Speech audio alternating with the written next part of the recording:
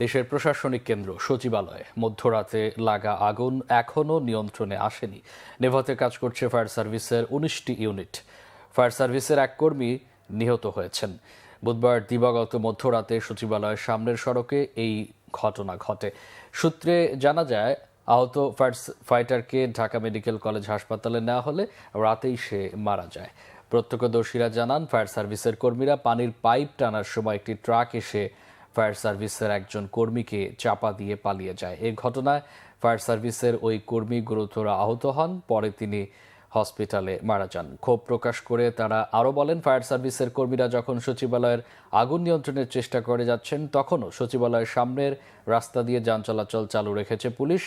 এর আগে রাত 1:52 সচিবালয়ের 7 নম্বর ভবনে আগুন লাগার খবর পায় ফায়ার সার্ভিস। সচিবালয়ে অবস্থিত ফায়ার সার্ভিসের ইউনিটটি আগুন নিয়ন্ত্রণের চেষ্টা করে রাত 1:54 থেকে। এর কয়েক মিনিটের মাথায় আগুনের তীব্রতা বেড়ে যাওয়ায় পর্যায়ক্রমে 19টি ইউনিট ঘটনাস্থলে পৌঁছে আগুন নিয়ন্ত্রণের কাজ করছে।